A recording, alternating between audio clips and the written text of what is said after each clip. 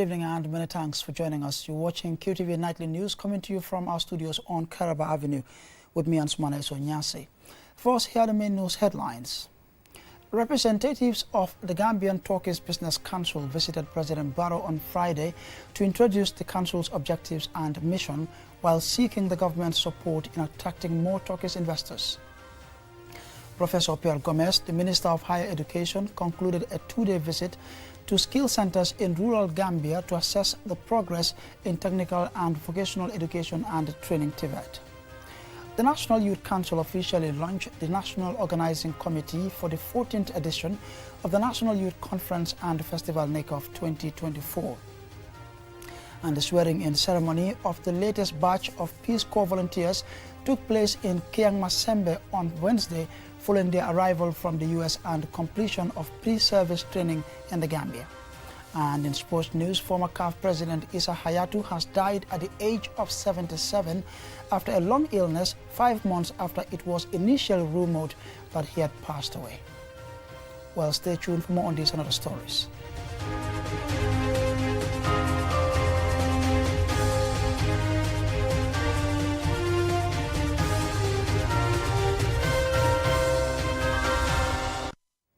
And we now take a look at the news in detail. Now, representatives of the Gambian Turkish Business Council visited President Barrow on Friday to introduce the council's objectives and mission while seeking the government's support in attracting more Turkish investors. The delegation was led by Trade Minister Babukar Ojuf, Fatou Senghor, the council's chairperson, and Ali Haidara, a member, spoke to the media. Here is an excerpt. The council was formed in the past 15 years ago. So today we are here to inform the president about the council and what is our mission for the council and what will benefit the country. Because we are both working with the Turkish government and the Chamber of Istanbul Chamber of Commerce and DIC with the Turkish Gambia Business Council. So we are a member of 8 people. So we are here to see the president so that we can expand the relationship between Gambia and Turkey. We have partners in Turkey, about 500 members called TASIP. The group is called TASIP Group. So also we want to have the same number of members as TASIP Group in Gambia, so that we can, because they are all investors. So we want to try, and the power of the president to help us, guide us so that we can try to bring them in Gambia also to invest in the Gambia, because we need investors in Gambia. We really need them to come. Not always we go and import furniture, import, other stuff. We have it here. We can produce it here, and then they can bring their factories here so that we can have employ more people.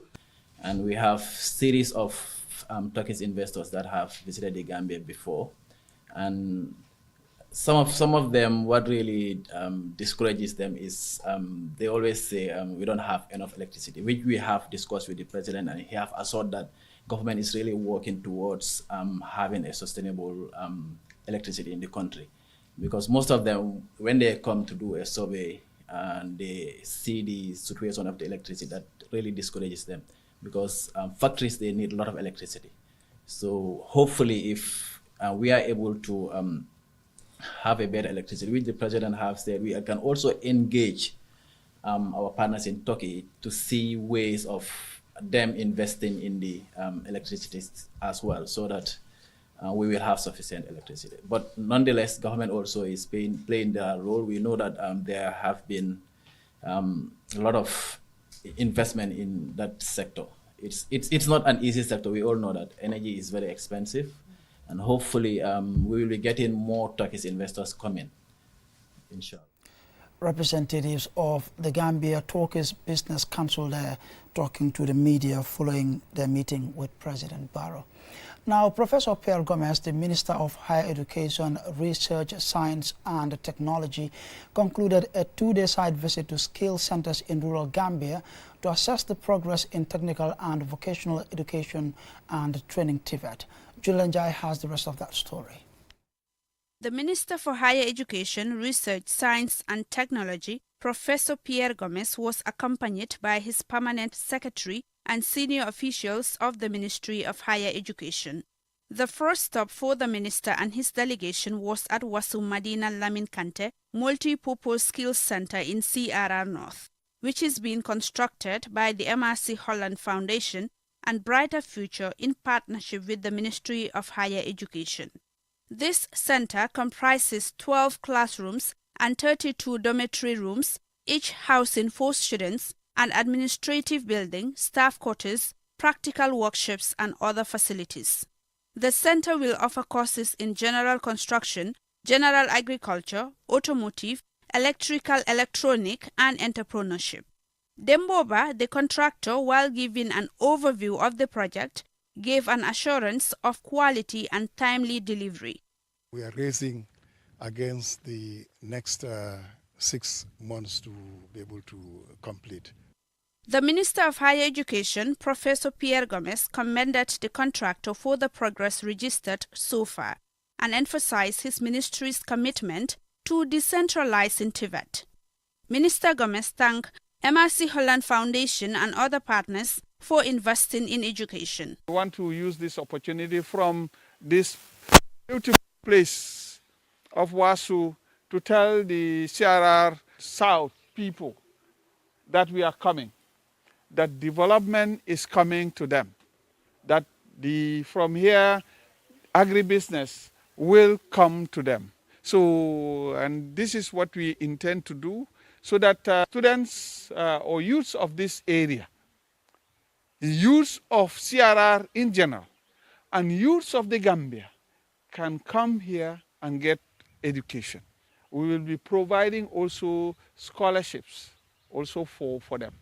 From Wasu Madina, the delegation proceeded to Julangel Skills Training Center in Jimara in the Upper River region, which has been under the University of Applied Science, Engineering and Technology. This center, founded in 1996, has been dormant for many years, but resumed operations in September 2023. However, it requires total refurbishment and equipping to become fully functional. Ibrahima Bojang, the center manager, reveals that the center offers courses such as plumbing, pipe fitting, electrical installation, information technology, poultry management, and horticulture, amongst other courses. A total of 106 students, 2023-2024 academic year. Male 69, female 37. And we have a number of staffs. We are 14 in number, 5 are contract staffs, 9 are staffs. Aliu Badara Sen, registrar at the University of Applied Science, Engineering and Technology, highlights the need to prioritize skills training and renovate the center. You said it's actually looking at promoting TVET, but at the same time, a TVET that is going to be relevant for livelihoods. That's why we're saying entrepreneurship is very, very core. Professor Pierre Gomez renewed his ministry's commitment to refurbish the centers and provide modern equipment and facilities to promote skills and TVET education in the Gambia. For QTV News, I am Julden Yai.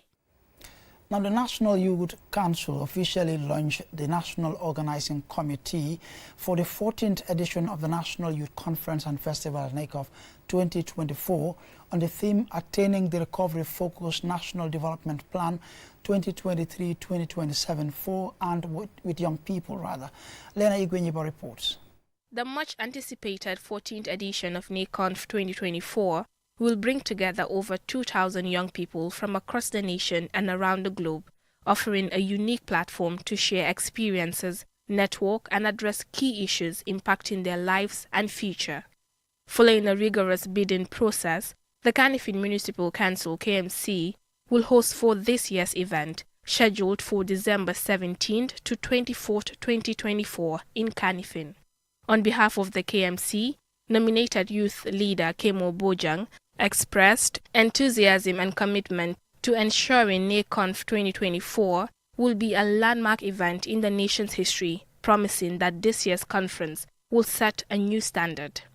We do understand that Gambia, being a third world country, comes up with a lot of challenges. But our position is that KMC can be a leading role in providing an environment where young people can showcase their talent and young people will be able to harness their potentials. KMC is willing to also invest up to $3 million from our budget into the NACOF of 2024. We have also been in communication with our land ministry, and our minister also has openly declared that the Ministry of Local Government and Lands will support KMC in making sure that we host a very competitive and a very productive NACOF. I want to say that the KMC is ready and we are willing, and we will produce a NACOF that has never been seen before in this country. Bakari Baji, the Minister of Youth and Sports, urged the newly inaugurated National Organizing Committee to rise to the challenge and deliver an exceptional conference. He reaffirmed the government's unwavering support for NACOF 2024 and expressed confidence in KMC's ability to host a successful event. I therefore want to urge all of us to take the NOC serious, because the success or lack of NACOF would be hugely dependent on what role each one of us play in the coming months and weeks. We hope, like the Councillor said, this would be the best ever NACOF that will be held in the history of the country. And I say this because I know that what KM can do, not just in terms of the resources, but also in terms of the facilities that are needed to have a successful event. On our part, as a government, you can be assured that we will continue to do whatever is necessary in galvanizing the support, both within and outside government, to raise the necessary resources and to put the necessary logistics in place before December, when we all expect to host this NACOF. For over a decade, NACOF has been a key platform for assessing youth empowerment initiatives. This year's event will feature intergenerational dialogues, youth conferences, sports, cultural activities, competitions, awards, exhibitions, and more. The countdown to NACOF 2024 has begun, and many are looking forward to what promises to be a groundbreaking event that will inspire and empower the next generation of leaders. Reporting for QTV News, I am Lena Igwanyiba. And a report there by Lena Igwanyiba will lead us to the commercial break, but we will be right back.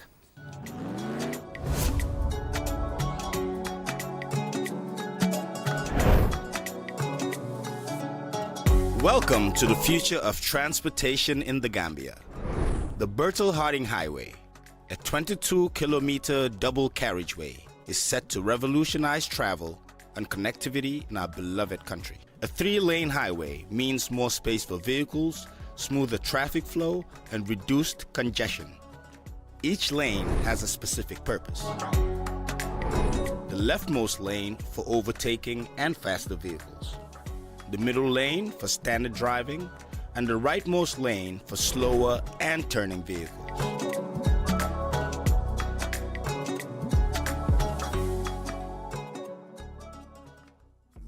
Need a quick car service? Espas Motors has got you covered. From quick scans to oil changes and fuel filter replacements, we handle it all within an hour. Take advantage of our exclusive promotion with 35% off labor and 10% off service. Espas Motors is located at Bertel-Harding Highway, opposite Kotu Power Station. Book now. Call 353-4444, 352-2222, 385-6822. Hurry. Offer ends September 7th. Espas Motors.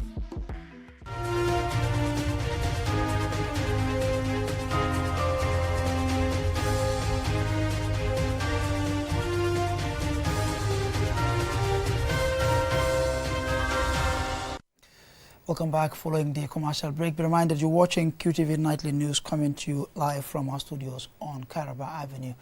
Now, the swearing-in ceremony of the latest batch of Peace Corps volunteers took place in Kiang Masembe on Wednesday, following their arrival from the U.S. and completion of pre-service training in the Gambia. Our regional correspondent, Bakari Balde, attended the event and he filed support. These Peace Corps volunteers will be working in the education sector in the Central River and the North Bank regions after completing 10 weeks of rigorous pre-service training, which include learning our local languages and understanding some Gambian culture and traditions. Sire Moli is the Peace Corps de Gambia country director. Everything in your lives is about to change, and that is a beautiful thing. As the Peace Corps Country Director, it gives me great pride to say that these 4 trainees before you are ready and prepared to swear in to become fully fledged Peace Corps volunteers. To our generous hosts here in the Gambia, Peace Corps the Gambia is so proud to be celebrating the swearing in of the 5th group of volunteers since COVID-19. Saron Erokoloma, the U.S. Ambassador to the Gambia, describes the Peace Corps interactions as a community-driven approach and further outlines the commitment and contribution of U.S. Peace Corps volunteers in the Gambia since 1967. Volunteers live and work in the communities. They learn the local language and culture and share fully in both the hardships and the joys of their host families and communities. I am proud that over 1,800 Peace Corps volunteers have served in the Gambia since the program was established in 1967. Professor Pierre Gomez, the Minister of Higher Education, Research, Science and Technology, was the guest speaker at the swearing-in ceremony. Our partnership has steadily grown stronger and has been flexible enough to accommodate the country's ever-changing developmental needs and challenges.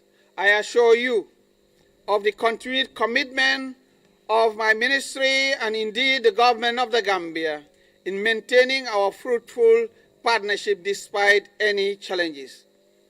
Nickel Belly, Peace Corps de Gambia, Director of Programming and Training, has this message for the newly sworn-in volunteers. Tell your counterparts that contrary to belief that there are large families in America and you are one of 8 children. Tell the community leaders about your love for water and your experience as a lifeguard and being a member of a Division I rowing team. Tell your head teachers about what real winters are like in New York.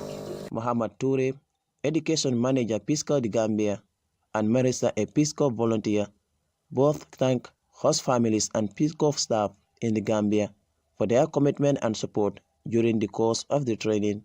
The Peace Corps was founded in 1961 by former U.S. President John F. Kennedy with the purpose of promoting world peace and friendship. I have today signed an executive order providing for the establishment of a Peace Corps on a temporary pilot basis. I'm also sending to Congress a message proposing authorization of a permanent Peace Corps. This Corps will be a pool of trained men and women sent overseas by the United States government or through private institutions and organizations to help foreign countries meet their urgent needs for skilled manpower. It is our hope to have between 500 to 1,000 people in the field by the end of this year. Since then, the Peace Corps organization has been a leader in international development and citizen diplomacy, operating in 141 countries around the world, with nearly 2,000 volunteers that have served in the Gambia since 1967. Bakari Balde, QTV News. Now, a 2-day convergence to assess an in-depth report on the tourism potential of sites throughout the country ended with renewed commitment and recommendations from partners for the successful implementation of the report. William Kamara has more. Tourism remains an important part of the Gambia's economy, directly employing at least 42,000 people. However, it has long been thought that the Gambia's tourism offer of sun, sand and sea in the Smiling Coast was becoming stale and failing to attract more tourists. The meeting was hosted by the officials of the Project Implementing Unit of the Tourism Diversification and Resilience in the Gambia project under the Ministry of Tourism. Over the 2 days, participants thoroughly examined various aspects of the report, including tourist preferences, infrastructure, and marketing strategies. Through surveys, interviews, and on-site visits, they were able to gather valuable insights and data.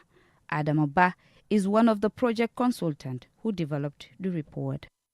And according to our terms of reference, we were to recommend 10 sites, which we did. And we had a validation exercise where we presented these 10 sites. And the second phase is to look at an in-depth analysis and all the things that surrounds these sites, these 10 sites, and come up with our recommendations for these sites in terms of cost, what is required in terms of infrastructure that is required, in terms of how government can engage the private sector, how they can engage communities, so that, and of course investors, so that these sites will be alive and working for the development of tourism in this country. Based on the report's findings, they have identified several key areas for improvement and potential strategies for enhancing the appeal and competitiveness of the destination, and among them is the Kiam West National Park combined with Baobolong Wetland Reserve, historic Georgetown, and several other sites across the country. Mamadou Cisse is the project director for Tourism Diversification and Resilience in the Gambia project. The task ahead of us is to try to implement this, and we know that there are a number of opportunities, and the report has also outlined how we could try to implement some of these investment packages. So that's the task now for us, and we will see how we'll work together. But what is important is for us to know that at least now all our sites have been assessed, and we have a kind of like an assessment to determine what is it they can give back to tourism. Officials believe that implementing these recommendations will attract more tourists to the destination and enhance the overall visitor experience. It is also hoped that this report will serve as a valuable resource for future planning and decision-making processes. For QTV News, Lolly M. Kamara. And time now for sports news in a moment.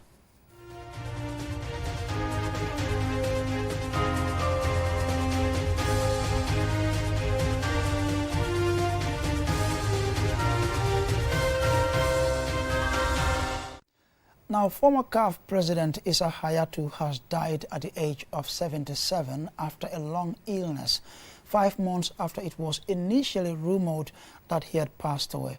Our sports reporter Mamadou Gajaga spoke to former CAF media officer to look back on Hayatou's long career as a football administrator. The former CAF president and interim FIFA president Issa Hayatou died on Thursday. Africa's longest-serving football governing body president died at the age of 77, a day short of his 78th birthday. The Cameroonian was a long-serving president of the Confederation of African Football for 29 years, from 1988 until his surprise ousting in 2017. He also served as acting FIFA president from 2015 to 2016 after Sepp Blatter was suspended by World Football's governing body. Hayatou, whose brother, Seydou Hayatou, was Prime Minister of Cameroon, was a lifelong sports administrator and an International Olympic Committee member from 2001 to 2016, after which he became an honorary member. In 2011, Hayatou was disciplined by the IOC over his role in an alleged bribery scandal at FIFA. He was issued with a reprimand after BBC Panorama claimed he received about $20,000 from the now-defunct sports marketing company ISL in 1995. Hayatou denied any corruption and said the money was a gift for his confederation. His tenure at the helm of African football saw the African game make strides, although Hayatou was often accused of being dictatorial and slow to introduce innovative change. Hayatou challenged Blatter for the FIFA presidency in 2002, but lost heavily as many African countries deserted him to vote for the Swiss. In February the following year, Pap Sen, former CAF media officer who worked with Hayatou between 1996 to 2004, remembers him as a good man who helped African football thrive. It was very sad to hear the sad news, but I knew all along that Hayatou was sick, but it was only yesterday God decided that he will pass away. Well, he has done a lot for the African football. All Africans, especially the footballers, members of the Federation, should remember Hayatou of his good job. It's because of Hayatou, 1990, Africa had 3 places in the World Cup. At first, it was only 1.